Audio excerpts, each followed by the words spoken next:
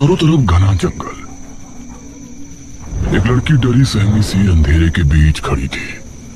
ये मैं कहाँ आ गई? क्या मैं सही जगह हूँ? वो इधर उधर देख रही थी, लेकिन घने जंगल के अलावा कुछ भी नजर नहीं आ रहा था। तभी उसे एक आवाज सुनाई दी। ये आवाज सुनकर वो अचानक से डर गई और झाड़ियों के बीच जा छिपी। उसने देखा कि 4 आदमी कंधे पर एक ताबूत उठाए आगे बढ़ रहे हैं और उन्हें पहचानते ही वो बेहद डर गई। हे काली दुनिया की देवी, मुझे बचा लीजिए।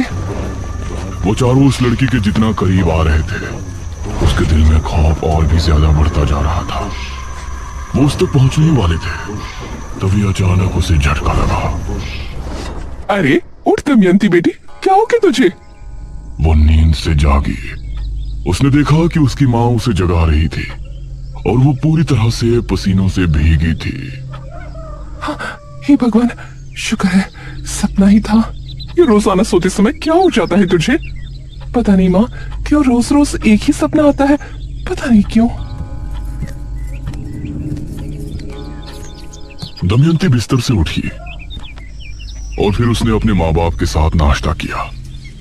उसके पिता एक किसान थे और खेती करके ही वो अपने और अपने परिवार का घर चलाते थे। एक शाम उसके पिता खेतों से वापस नहीं लौटे और शाम हो चली थी।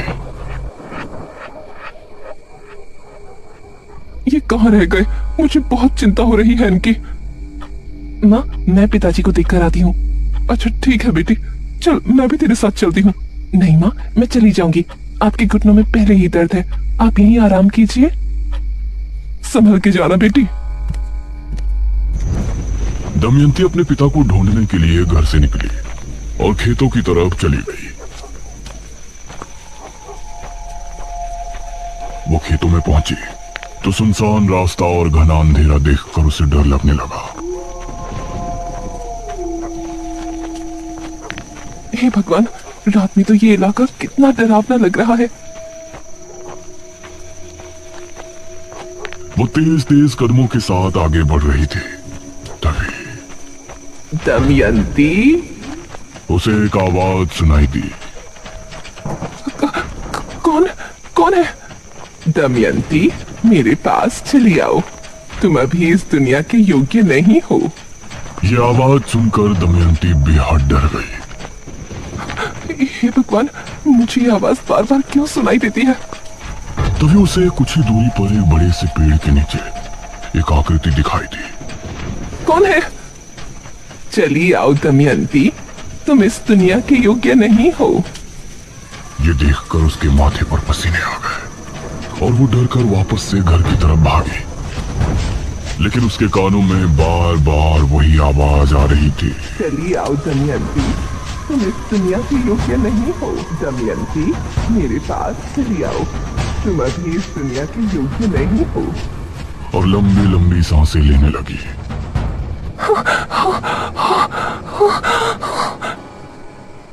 अरे दमयंती बेटा, क्या हुआ? माँ, माँ। दमयंती अपनी माँ से लिपट गई। तभी उसके पिता बोले, बस नाटक शुरू। क्यों गई थी तू खेतों में, बता मुझे। पिताजी, मैं तो आपको देखने गई थी।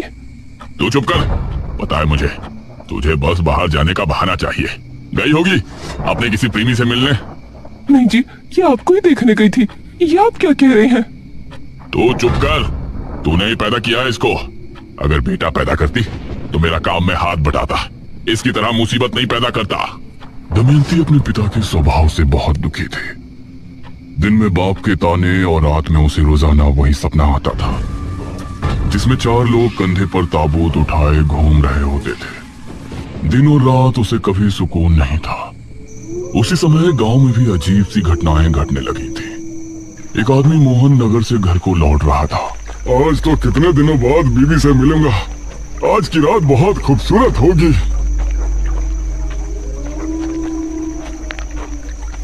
नौजवान, जरा इधर देखो। यह आवाज सुनते ही मोहन ने पीछे पलट कर देखा। उसने पाया कि पीछे भड़कीले कपड़े पहने एक लड़की खड़ी है। गोरा मखमली बदन, काले घने बाल, वो कोई अप्सरा लग रही थी। उसके चेहरे पर नकाब लगा था। इसके बावजूद उसकी नीली आंखें मोहन के दिल पर किसी तेज खंजर से ही गहरा हमला कर रही थी। कौन हो तुम? मेरे करीब आओ मोहन, अपनी पत्नी को भूल जाओगे। ये सुनकर मोहन के चेहरे पर मुस्कान छलक आई और वो भागकर झट से उस लड़की के गले लग गया। वो उसकी कोमल कमर पर हाथ फेर रहा था। तभी उस लड़की ने भी उसे कसकर गले लगा लिया। तभी मोहन को उसके शरीर की गर्मी महसूस हुई। तुम इतनी गर्म कैसे हो रही हो? ये कहते हुए वो उससे अलग हुआ तो अब उस लड़की की आंखें लाल चमक रही थी। ये देखकर मोहन का दिल दहल उठा और उसकी चीख जंगल में गूंज कर रह गई।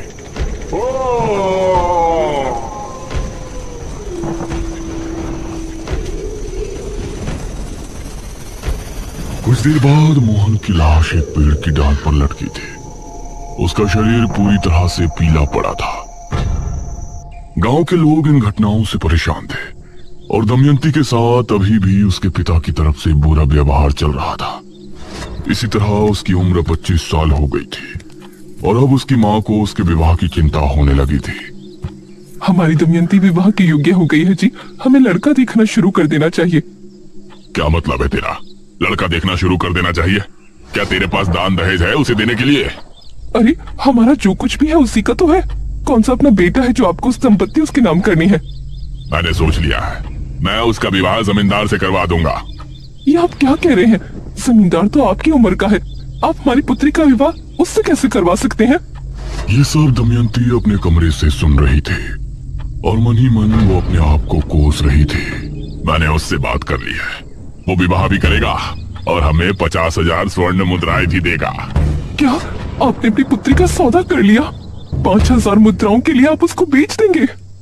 ये सुनकर दमयंती के पैरों तले जमीन निकल गई और वो उसी रात को अपने माता पिता के सोने के बाद घर से भाग निकली। कहते हैं इंसान का सबसे बड़ा दुश्मन उसका अकेलापन होता है, जो अब उसके साथ था। जिन अंधेरों से उसे डर लगता था अब वो उसका सामना कर रही थी। वो जंगल में एक पुराने से झोपड़े में रहने लगी, लेकिन अभी भी वो आवाजें उसका पीछा नहीं छोड़ रही थी। तुमको अभी तक कुछ समझ नहीं आया। आखिर कब तक तुम इस तरह जियोगी? तुम इस दुनिया के योग्य नहीं हो दमयंती। आ जाओ, मेरे पास चली आओ। उसे महसूस हुआ कि कोई उसकी झोपड़ी के बाहर भटक रहा है, तो उसका डर और ज्यादा बढ़ गया। वो कोने में सिमट कर बैठ गई और कांपने लगी, लेकिन वो आवाज और कदमों की आहट उसे बार बार सुनाई दे रही थी। इसी तरह उसकी रात निकल गई। मैं यहाँ नहीं रह सकती, मुझे इंसानों के बीच ही रहना होगा, वहीं मैं सुरक्षित हूँ। इसी सोच के साथ दमयंती उस समय विजयनगर के राजा भीम सिंह के यहाँ हाजिर हुई। उसे देखकर महाराज के मन में अजीब भावनाएं उत्पन्न होने लगी। सुंदरी, कौन हो तुम? दमयंती ने महाराज को अपनी पूरी जीवन गाथा सुनाई, जिसे सुनकर महाराज को बहुत आश्चर्य हुआ। दमयंती, हमें बहुत अफसोस है कि आपके साथ इतना कुछ हुआ, सिर्फ इस वजह से कि आप कन्या हैं। इतना कुछ होने के बाद भी आपने कोई गलत कदम नहीं उठाया। हम आपकी सराहना करते हैं और आपको अपने महल में रहने का प्रस्ताव रखते हैं। ये सुनकर दमयंती बहुत खुश हुई। महाराज की जय हो, महाराज भीम सिंह की जय हो। दमयंती को महाराज ने एक कक्ष दे दिया और वो उसमें आकर बहुत खुशी थी। कितने न्यायप्रिय राजा है भीम सिंह। जहाँ हमारे पिता ने हमें उनके घर में बोझ समझा, वहीं महाराज ने मुझे अपने इतने बड़े महल में जगह दे दी। ये तुम्हारी गलत सोच है दमयंती, तुम इस दुनिया के योग्य नहीं हो। मेरे पास चली आओ। ये आवाज सुनकर दमयंती ने अपने कानों पर हाथ रख लिया। नहीं। तभी उसके दरवाजे पर दस्तक हुई। दमयंती जी। उसने उठकर दरवाजा खोला तो एक सिपाही सामने खड़ा था। दमयंती, तुमको महाराज ने बुलाया है। क्या महाराज ने हमें बुलाया है? इतनी रात में? जी जल्दी चलिए वरना वो क्रोधित हो जाएंगे। ये सुनकर दमयंती उस सिपाही के साथ कक्ष से निकली और महाराज के कक्ष में पहुंची जहां महाराज मदिरा पान कर रहे थे। आओ दमयंती आओ, बैठो। ये सुन दमयंती उनके सामने जाकर बैठ गई। दमयंती, हमने तुमसे ज्यादा खूबसूरत कन्या अपने पूरे जीवन काल में नहीं देखी। महाराज, हमने भी आपके जैसा कोमल हृदय पुरुष अपने जीवन काल में नहीं देखा। हम सोच रहे थे आपको अपनी रानी बनाए, लेकिन ये क्या महाराज, ये आप क्या सोच रही हैं? अगर आपकी जाति ऊंच होती तो हम आपको रानी बना लेते। महाराज, मैं आपकी दासी बनके ही खुश हूँ, मुझे रानी बनने का कोई लोभ नहीं। अवश्य, आप हमारी मुख्य दासी हैं। ये कहकर महाराज ने उसका हाथ पकड़कर उसे अपने करीब खींच लिया। महाराज, ये आप क्या कर रहे हैं? महाराज ने दमयंती को कसकर गले लगा लिया। तुम हमारी दासी हो, एक दासी का कर्तव्य पूर्ण कीजिए। ये सुनकर दमयंती हैरान रह गई। उसकी चीखें कक्ष के बाहर तक जा रही थी। नहीं, छोड़िए मुझे, छोड़िए, नहीं। और उसके बाहर खड़ा पहरेदार भी उनको सुनकर मुस्कुरा रहा था।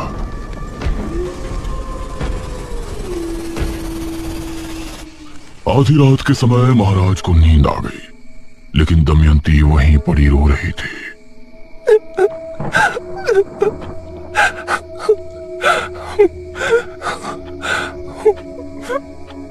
उसने एक बार महाराज की तरफ गुस्से से देखा और फिर बाहर निकली। उस समय बाहर खड़ा पहरेदार भी सो गया था। अब दमयंती महल से भी चुपचाप निकल आई, लेकिन अब उसे समझ नहीं आ रहा था कि वो कहाँ जाए। वो आंसू बहाती हुई सुनसान रास्ते से आगे बढ़ रही थी। तभी उसे कुछ याद आया। सही थी तुम, मैं इस दुनिया के योग्य नहीं हूँ। कोई मुझे कुछ नहीं समझता, मुझे तुम्हारी जरूरत है। मुझे पता था कि तुम एक दिन मेरी पुकार जरूर सुनोगी। हाँ, अब मुझे समझ आ गया है, लेकिन अब तुमको भी मेरे सामने आना होगा। कहाँ हो तुम? जहाँ तुम हो उससे दक्षिण दिशा में कुछ कदम की दूरी पर शमशान भूमि से 2 कोस दूर मैं तुम्हारा इंतजार कर रही हूँ। दमयंती दक्षिण दिशा में रवाना हुई।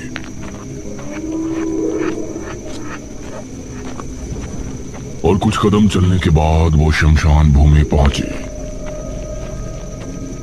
उसके बाद 2 कोस चलने के बाद वो एक जगह पहुंची जहां उसने देखा एक स्त्री कुंड के सामने बैठी है। आओ दमयंती।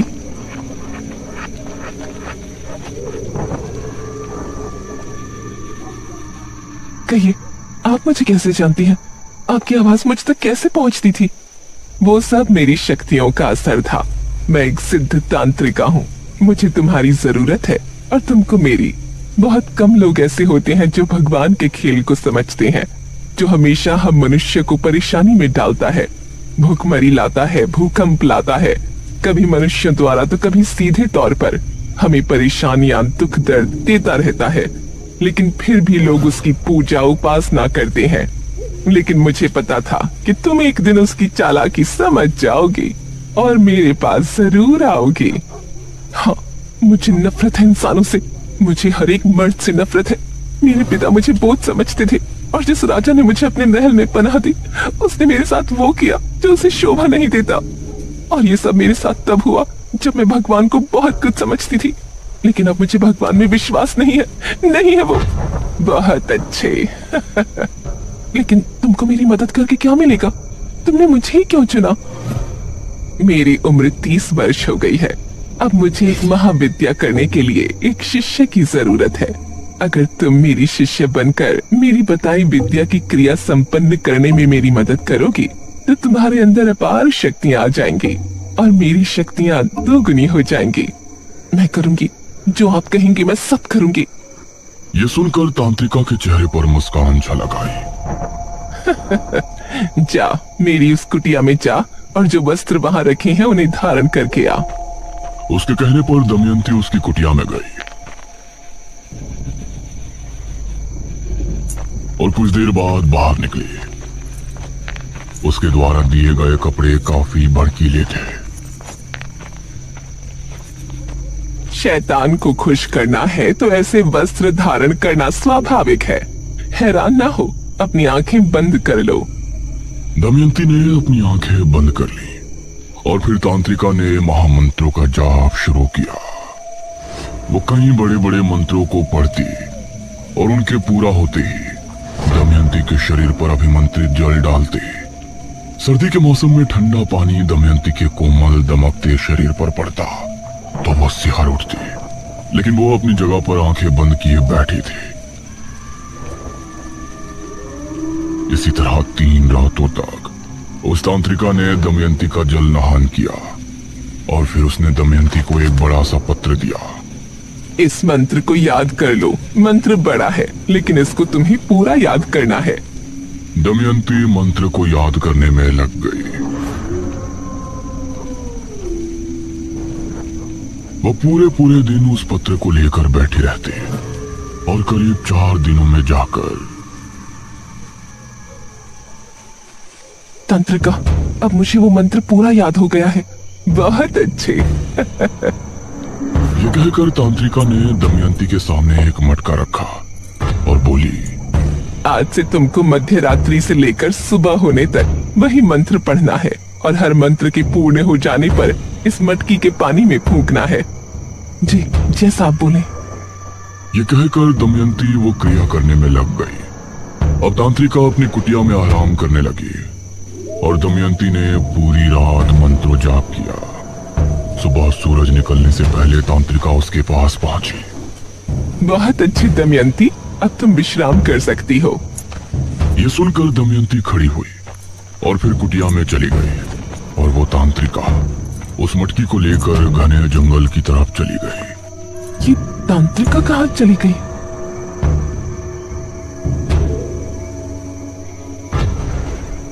अब दमयंती इसी तरह से रोजाना मंत्रों को जाप करके मटके में फूंकती और फिर तांत्रिका उसे उठाकर जंगल की तरफ चली जाती। और ये देखकर न जाने क्यों दमयंती के दिल में सवाल उठ रहे थे। ये तांत्रिका आखिर रोजाना जाती कहाँ है? एक दिन दमयंती चुपचाप तांत्रिका के पीछे चली गई। तांत्रिका बहुत ही घने जंगल में जा रही थी। जहां जाते समय दमयंती को भी डर लग रहा था। उसने देखा कि तांत्रिका एक बड़ी सी मूर्ति के सामने जाकर रुकी और उसने अपना नकाब हटाया तो पता चला उसका आधा चेहरा झलसा हुआ था। ये देखकर दमयंती चौंक पड़ी। शैतानों की देवी, क्रिया पूरी होने वाली है, अपना आशीर्वाद दीजिए। उसके इतना कहते ही उस मूर्ति से एक दिव्य रोशनी निकली और फिर वो उस मटके के अंदर चली गई। धन्य हो शैतानों की देवी। ये कहकर वो झाड़ियों में चली गई। ये कहाँ गई? तभी झाड़ियों में हलचल हुई। तांत्रिका वहां से एक लड़के को निकाल कर लाई। पैर रस्सी से बंधे थे। तभी तांत्रिका की आंख लाल होकर चमकने लगी और उसने उस लड़के पर हमला बोल दिया। तांत्रिका ने उस लड़के के साथ वो किया जो दमयंती के लिए देखना बहुत ही भयानक था और कुछ ही देर में वो लड़का मृत हो गया। उसका शरीर नीला पड़ गया। ये तो एक डायनी है, तांत्रिका नहीं। क्रिया पूर्ण होते ही मैं इस मटकी का भी मंत्रित जल पी लूंगी और तभी मैं कर्ण पिशाचिनी की शक्तियां भी हासिल कर लूंगी। उसके बाद अपने इस झुलसे शरीर को छोड़कर मेरी आत्मा दमयंती के शरीर में वास कर लेगी। तब मैं बनूंगी इस संसार की सबसे खूबसूरत डायनी, जिसके पास कर्ण पिशाचिनी की शक्तियां भी होंगी।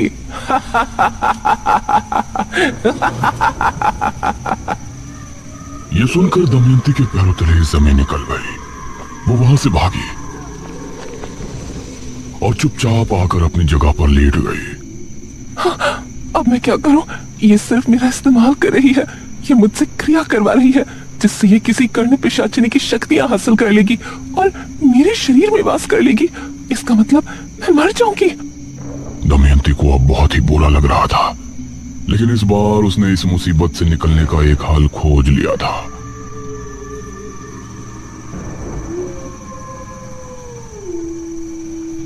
वो अगली रात भी क्रिया करने के लिए पहुंची। आज की क्रिया पूर्ण होते ही तुम्हारे अंदर अपार शक्तियां आ जाएंगी और मुझे हासिल होंगी कर्ण पिशाचिनी की शक्तियां। आज की रात भी उतनी ही लगन से क्रिया करना दमयंती। ये कर्ण पिशाचिनी कौन होती है? कर्ण पिशाचिनी में वो शक्ति होती है कि वो सामने मौजूद इंसान के मन की बात सुन सकती है और किसी इंसान को देखकर उसका भूतकाल भी जान सकती है। यह सुनकर दमयंती ने कुछ सोचा और फिर क्रिया करने बैठ गई, जो कि आखिरी रात थी। आज रात तांत्रिका को भी नींद नहीं आ रही थी। वो दमयंती के पास बैठकर उसे निहार रही थी।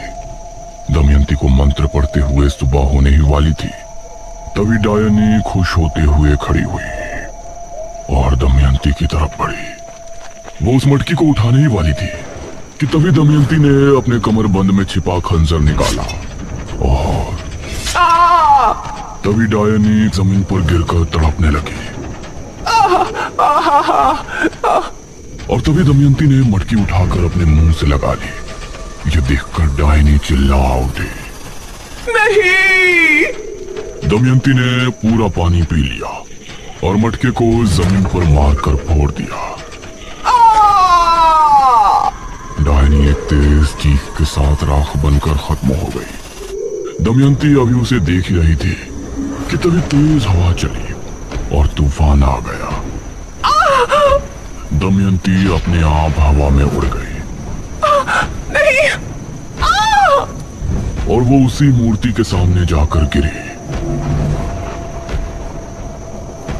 दमयंती, तुमने डायनी को उसकी क्रिया के समय मार डाला, इसीलिए अब डायनी की सारी शक्तियां तुम्हारे शरीर में आ चुकी हैं।